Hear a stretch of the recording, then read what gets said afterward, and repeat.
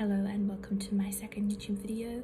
Thought I would do a quick video today about protein sources in Australia. I know that some of the products I'm going to mention you won't be able to get overseas, but these are my favorites to have. I've done some research via YouTube videos on I'll link some videos down below in the description box, but Diary of a CEO, I always really struggle to say that, Diary of a CEO. He does some interviews with some doctors and scientists, experts in their field, and there's also another podcast I'll link you to below, and I'll try and find the exact episodes, called the Primal Podcast. That's actually an Australian YouTube channel. Really love her. She gets some great experts on there. And so I know for me as a woman, because of those videos that I've watched, that I need to be having about at least 30 grams of protein in the morning as soon as I wake up. That's something I used to really struggle with. I used to have protein shakes to do that. I really don't enjoy having those. So a lot of the time now I'm eating protein bars, or I will have like shaved or sliced turkey breast, which sounds weird for breakfast, but I've gotten surprisingly used to it, and it's something that I can eat quickly. I try to get, depends how much I put into the bowl. I don't do an exact measurement every time. The good way of being able to track that on MyFitnessPal is that I will just put in the description, put in the product, and then flick the amount to 1 gram, and then just edit it every day. So it might be 117 grams one day and 99 the next, things like that. So I'll try and put something like a little screenshot or something in the video, if I can work out how to do that, about the way that I count that. And I get those from the deli at Coles and Woolworths. I know that you can get the packet versions where it's sliced and it's packaged up in, 100 grams, 150 grams, something like that, but I find that it's the quality isn't the same. I know that having a look at the ingredients on the Coles and Woolworths websites, that it's not 100% turkey, because obviously they have all the marinades and stuff like that, but I think it's a higher quality and it's a high quantity of turkey versus what it would be if you're buying it in those packets that's like by Primo and whatever. So the delis in Coles and Woolworths, they both sell Ingham's turkey, shaved turkey breast, and yeah, I really like that for my breakfast. The other thing that I'll have is, I don't feel like having something savory, because sometimes you just want something sweet. I really like the Masashi high protein bars. It's between, in terms of calories, between 300, I think it's about 310 to about 360. They range depending on the flavors. So between 310 and 360 calories and about 45 grams of protein, or just over. Those are fantastic. Obviously more calorific than if you were going for a lower calorie bar, like Atkins bars have slightly lower calories, between, I think they're usually about 210, 250 calories per bar, but you're only getting about 15 grams of protein. So I would much rather have the high protein for the high calories, but obviously it's a taste preference. I buy those at Woolworths or Coles, sometimes on Amazon, depending if there's any good deals, and I usually only buy them on sale, because those bars, they do other ones like protein crisps and protein wafers and stuff like that. Those look like better value for money, and in some ways they are, but not in terms of the protein that you're getting from them. So the high protein bars by Masashi, they're usually about $6.90 to $7 on when they're not on sale. So I only buy those when they come on sale, and I like really stock up. Same for, not necessarily for breakfast, but they do a shake as well that I really like. It's the shred one that's in the red bottle, or it's got a white bottle with red label. They do another one that's, I think they just call it high protein chocolate milkshake, and it's maybe in a white bottle with black labeling, and that is disgusting. It's absolutely disgusting. Don't even bother. But the shred one is quite nice. I shake it up and usually put a scoop of creatine in it as well, so it goes a bit frothy. Not because of the creatine, but because I've shaken it up. and that's 181 calories, I think it is, for 30 grams of protein, which is fantastic. So if I don't have much in the way of calories left at the end of the day, I think I'm now at a streak of 140 days tracking calories. If I don't have many left at the end of the day, but I haven't hit my protein goal, or I want to have something extra, then I'll have that for dinner, or the turkey as well. What else do I really like in terms of protein? Things like grass-fed beef sausages or beef patties. Those are nice and quick to eat in the morning. It doesn't matter so much on days when I'm working from home like today, but on days where I'm going into the office and I have to feed the dogs and the cats, etc., and get ready quite quickly, because my partner and I leave quite early, those days I will have something quick, and that can include the sausage. So yesterday I had sausage for breakfast with my coffee, and then I had one for dinner as well, because I didn't have much left in the way of calories, but I take some supplements for my arthritis, and also take collagen for arthritis and skin elasticity whilst losing weight. So those need to be had with food. I didn't have very many calories left. I think I had like 190, and one of those sausages, that one particular one was by Woolworths Macro. They're their own brands. And then there's also the Cleavers Organic, and I get those when they're on sale as well and freeze them. These ones were Macro on sale and froze them, and so I had one of those for dinner last night. In terms of other protein shakes, I know that, and I'm not sure if maybe it's just my algorithm in my feed, but the Collagen Co. Protein smoothies and like protein puddings and stuff like that, they come up a lot. I found those very hit and miss. The Violet Crumble one, I find that's fine in just a shaker. It's not grainy, but all of their ads, all of them specify that, you know, their ads are testing other protein shakes against their own, and they say, oh, it's not grainy, but I've had like the iced coffee one, definitely grainy. That one I have to use a blender for that, and I can't be bothered to do it in the morning. I also find, and this might be a plus for some people, but I find, sorry, my doggy wants to get down, I think, maybe not. For some people this might be a bonus, but I find them very thick in terms of consistency. I don't really want to feel like I'm eating my liquids, if that makes sense, but some people like that, so that might work for you. Other things that you can get are the, I've gone off yogurt since starting Mounjaro. I used to be a massive yogurt consumer. I don't know what happened. People do talk about your taste changing with Mounjaro. Mine certainly have. So I've gone off yogurt, but when I was having yogurt, Paul's Protein Plus, the vanilla one, is really nice, and I think the best in terms of consistency. There's like the Danone YoPro, and there's a couple of other brands of protein yogurt, but I find them almost like a dry in consistency, which doesn't make sense for yogurt, but that's how it feels. And the Paul's Plus protein works a lot better. Better for me anyway, when I was eating yogurt.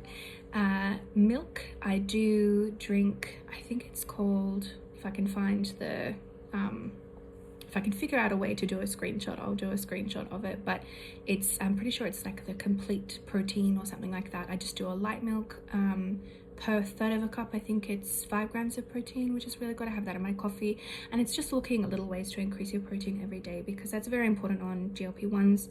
It's important for women, it's particularly important for older women as well, and as you're losing weight on a GLP-1 GIP, if you're on Mounjaro, muscle mass loss is very detrimental, and it can happen if you're not moving, if you're not eating the right sources of protein.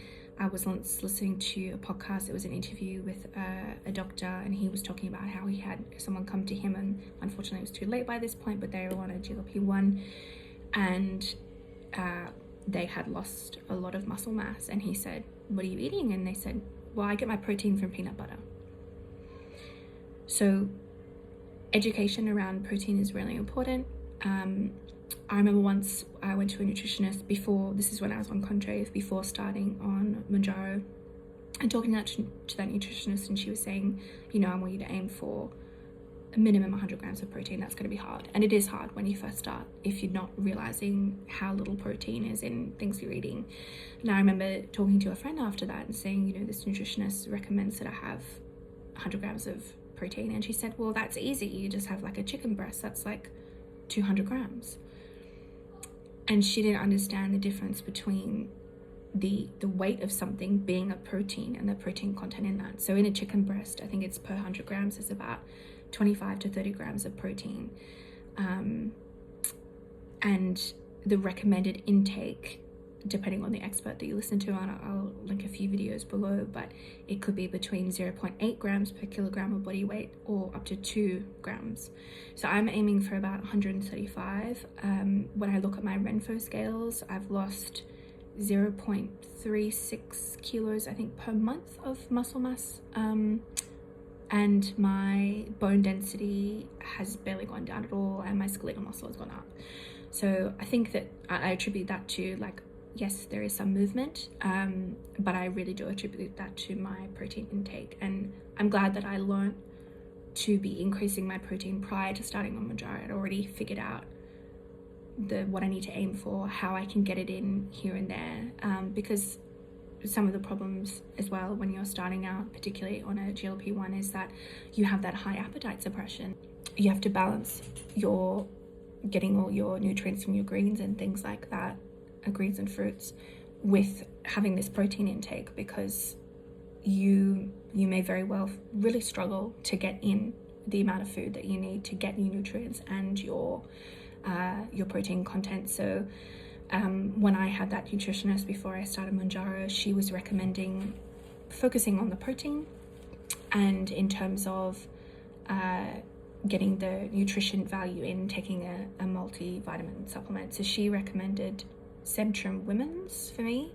I was taking that until recently. Now I'm just on the Centrum General, because it was on sale, and I'm a sale girl, and I almost refuse to pay anything for anything full price, except turkey. I'm really that's my jam at the moment, but I may get over that, like I got over eating yogurt, so who knows. But yeah, you might find in terms of satiety and the appetite suppression and that feeling of fullness, you just can't get in the volume of food that you used to. And again, I'm not a medical professional and would speak with your GP about this, but what that nutritionist said to me was that the focus on protein is more important. Obviously, it's great to have a balance if you can get there. I think in the beginning weeks of a GLP-1, you will struggle to get in that volume. And when you start, if you're starting to look at protein intake for the first time, you will struggle, and that's okay. You can build your way up. Like I said, that nutritionist, she wanted me to start on 100. That was the minimum baseline for me, and I worked my way up. And now I can get, some days I get 160 grams, some days I get 117, 120, something like that, and I'm okay with that. I figure, yes, that's not quite as high as I wanted to be, but I did what I could. I got in what I could, particularly when I'm eating out as well. Excuse me, I had COVID a few weeks ago, so I'm still feeling the effects of that. And now I've of course lost my train of thought, so I might have to start again. Anyway, if it comes back to me, I will do a little bit at the end, but if it doesn't, then I think that's all I really wanted to chat about. If you have any questions about protein sources, again, I'll link those videos that I mentioned down below. I do want to do another video soon, maybe Thursday. Today's Tuesday that I'm filming this. Is it Tuesday? No, it's Wednesday. Working from home and working in the office, I get the days mixed up. Anyway, I do want to do another video on things that I wish that I'd known before starting GLP, and things that I have learnt since, or started doing since, that I wish I'd started doing it to start with. But I will say, my biggest regret in starting a GLP-1 was not taking measurements with a measuring tape. Biggest regret. I have measurements that I have from maybe 3 or 4 months before I started taking Mounjaro, but again, I had lost some weight on Contrave before that. I don't know why I didn't just buy a measuring tape the next day. Something in my head was like, I want to start everything today. So I took the photos that day, the day that I started the injections. I had measured on my Renfo scales, as in my weight, the day before, so it wasn't exact. But something in my head was saying, oh well, no, it's past the day is starting now, or it's a few days later, or it's a week later, or it's a month later, even if I had started a month later, honestly. Anyway, so that was my biggest regret. Lady Marwa, who's one of the YouTubers that I follow, she has an app called Remeasured. I don't think we can get it in Australia, but if you can, she's in the UK, that has lots of, I believe it's free, and you can input lots of measurements, like for example, around your neck, around your wrists, things like that, around your ankles, things that we wouldn't think to measure. You don't necessarily need to do all of that, even if it's just, I think for women, bust, under bust, waist, hips, and then the largest part of your bum and thighs if you want to, and arms if you want to, but it doesn't have to be complicated. But yeah, sneak preview, that's my biggest regret, and I still think about it all the time. I wish that, because I think I started in February and we're now in July, so I'm quite a few months into it. Even if I had just taken measurements after a month, you know, I still would have that data. And I think that I'm going to miss that the most when I get to a point where I'm starting to head towards maintenance and I'm having weight stalls, but I'm still, my measurements are changing because I'm exercising, eating better, etc. So and weighing the same, because I do intend to increase that physical exercise a lot. I do some walking with the dogs. You may have seen a little short with our cute little fluffy one that I had on my lap just now, and our older dog as well. But I am trying to do reformer Pilates once a week. Again, I have arthritis.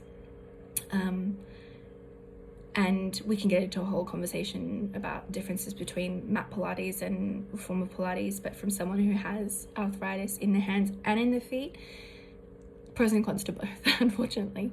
I do find it quite difficult in the toes in terms of pushing that, what do they call it, the carriage for reformer Pilates, pushing that back. This has just turned into a lot of rambling now, and is no longer about protein, so I'm going to sign off. But if you have any questions, and yeah, looking to do another video soon. Bisous, à la prochaine fois, j'espère. Et sinon, on se voit jamais, je pense. Yeah, hopefully see you next time.